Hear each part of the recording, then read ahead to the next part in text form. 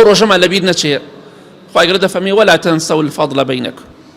زاوای بەڕێز ئەو ڕۆژەت لەبیر نەچێ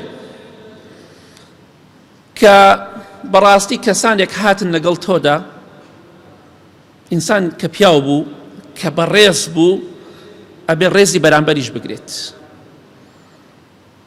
ئەو شەوە ئەو ڕۆژەی کە تۆ کۆمەڵە کەسێکت برد بۆ ماڵی ئەو ئافرەتە، داوای ئەو ئافرەتت لێیان کرد، بیرێ بکەرەوە بۆچی ئەو پیاوە بەڕێزانە من شەرمەزاریان بکەم؟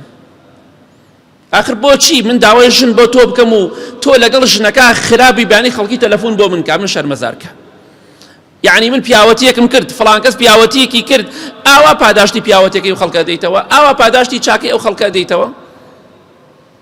وەکو برایەک و کوڕێکی خۆی تەماشای تۆیان کرد، هاتن کەفالەتی تۆیان کرد، زەمانەتی تۆیان کرد، بەڵام تۆ ئەوە نەبوویت کە کەفالەت و زەمانەت بکرێت.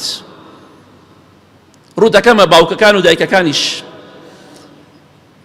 کوڕەکانتان بە کەڵکی ژنی بۆ مەهێنن، وازە قسە بێنە، قسە کۆنە بێنە، باژن بێنە بێتە پیاو. ئەگەر نەبوو پیاو دولۆڕی بەڕێستان،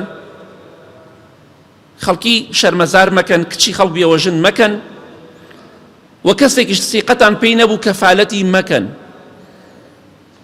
زاوای بەڕێز بۆ ئەو کەسانی هاتوونە بۆ پاقلەوە و شیرینی خواردنەوە، ئەوانەی کە هاتوونە بۆ دەستماچکردنی خەزوری تۆ بۆ هەمویانە شەرمەزار کرد.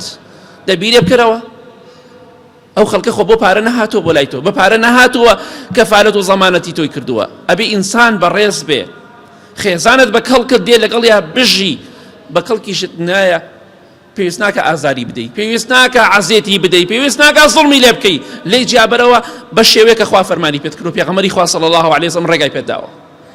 بۆیە بەداخەوە